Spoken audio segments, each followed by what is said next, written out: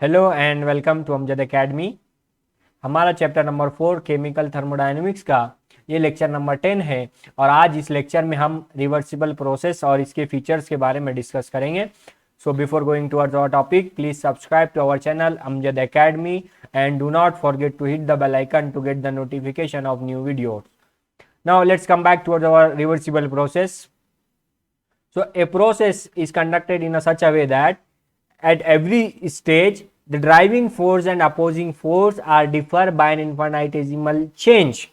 Now, अगर आपके पास एक सिस्टम है जिसमें ड्राइविंग फोर्स और अपोजिंग फोर्स इन्फानाइटेजिमल अमाउंट चेंज लाने से एक चेंज होता है और वो चेंज है तो रिवर्स बैक भी हो सकता है, तो उसे रिवर्सिबल प्रोसेस कहा जाता है। आइए इसे समझने की कोशिश करते हैं। Suppose in the case one, when external pressure and internal pressure of the gas P are equal, so what will happen? A gas is enclosed in the cylinder fitted with the movable piston. ये एक cylinder है gas का और इसमें gas field है जिसका pressure P है और जो ये पिस्टन है, पिस्टन के ऊपर जो सरफेस पे प्रेशर है पिस्टन के, उसे एक्सटर्नल प्रेशर कहा गया है। अब यहां पर आप देख सकते हैं कि external pressure is equal to internal pressure of the gas.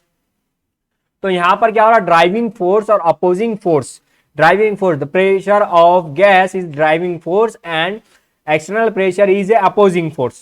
so यहां पर क्या हो रहा है? ड्राइविंग फोर्स और अपोजिंग फोर्स दोनों भी क्या है? इक्वल है, तो ना ही एक्सपांशन होगा ना ही कंप्रेशन होगा।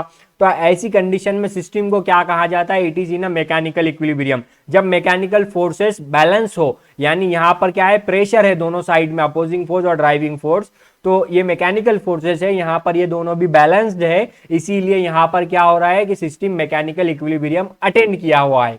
अब यहां पर क्या हो रहा है? अगर हम इन्फिनिटेसिमल चेंज ला ले इसके अंदर, इन्फिनिटेसिमल अमाउंट से एक्सटर्नल प्रेशर रिड्यूस कर दे, तो जो ड्राइविंग फोर्स है, जो प्रेशर ऑफ द गैस है, ये क्या हो जाएगा? बढ़ जाएगा। It will be greater than the external pressure. जैसा कि आप देख सकते हैं, the pressure of the gas is greater than the external pressure by an infinitesimal amount, so it will let the gas to expand. अब यहां पर आप देख सकते हैं ये गैस सिलेंडर है और इसमें गैस एक्सपांड हो रही है।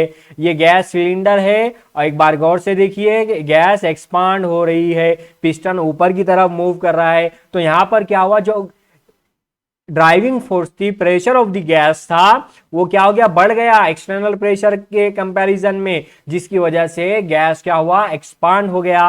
तो यहां पर आपने देखा कि ये पिस्टन जो है तो बहुत ही स्लो ऊपर की तरफ मूव हो रहा है, बहुत ही स्लो ऊपर की तरफ मूव हो रहा है और गैस एक्सपांड हो रही है।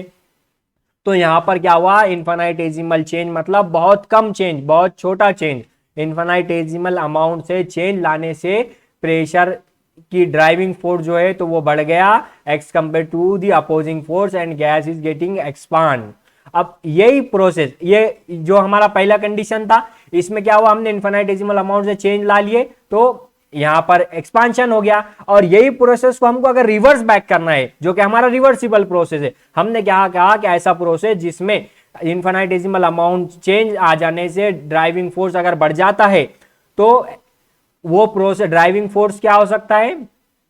कम भी हो सकता है, रिवर्सिबल चेंज भी आ सकता है। ऐसा प्रोसेस जिसमें इन्फिनिटेसिमल अमाउंट से ड्राइविंग फोर्स में अगर चेंज आ जाए और एक्सपांशन हो जाए, तो ये स्टेज क्या हो सकती? रिवर्स भी हो सकती है एक्सटर्नल प्रेशर को बढ़ाकर।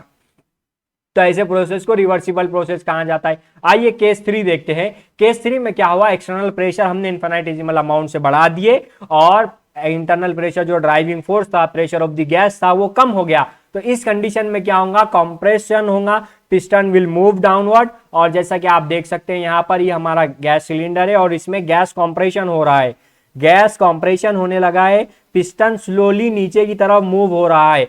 तो ऐसा प्रोसेस जिसमें ड्राइविंग फोर्स बढ़ जाने की वजह से एक्सपांशन होता है, तो वही प्रोसेस रिवर्स बैक भी हो सकता है, जिसमें एक्सटर्नल प्रेशर हमने बढ़ा दिए जिसकी वजह से कंप्रेशन हो गया। तो ऐसे प्रोसेस को रिवर्सिबल प्रोसेस कहा जाता है। आई होप, मुझे उम्मीद है आपको ये तीनों केसेस समझ में आए होंगे। आइए इसके फीचर्स की तरफ बढ़ते हैं। Let's come back towards its features.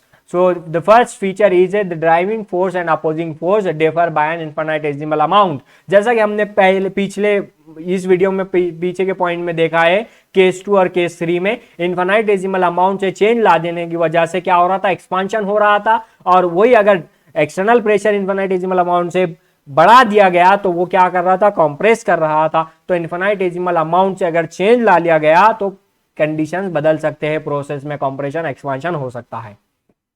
आइए इसके पॉइंट 2 की तरफ बढ़ते हैं। The point 2 is the process can be reverse by infinitesimal change in the condition. जैसा कि हमने पहले देखा कि इन्फिनिटेसिमल अमाउंट से एक्सटर्नल प्रेशर रिड्यूस कर दिया गया, जिसकी वजह से ड्राइविंग फोर्स बढ़ गया और एक्सपांशन हो गया।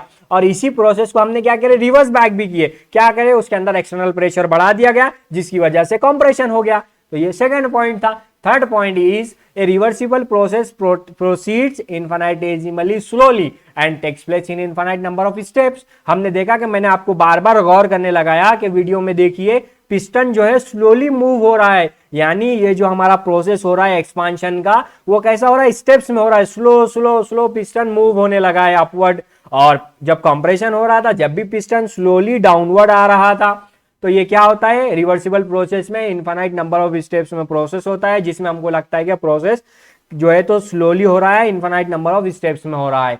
आइए चौथे पॉइंट की तरफ बढ़ते हैं कि हमने देखा कि जब कभी भी हमारे प्रोसेस में एक्सपांशन और सिस्टम में एक्सपांशन और कंप्रेशन हो रहा था तो एक स्टेप पर, एक पर्टिकुलर स्टेप पे आने के बाद पिस्टन रुक जा रहा था, पिस्टन स्टॉप हो जा रहा था। उसके बाद उसके अंदर फर्दर कोई मूवमेंट नजर नहीं आ रही थी। तो वहां पर उसका मतलब क्या हुआ, क्या फोर्सेज जो है तो बैलेंस हो गई, उसके अंदर फर्दर मूवमेंट नहीं हो रहे थे। तो ऐसी कंडीशन में उसे कहा जाता है कि system is in a mechanical equilibrium.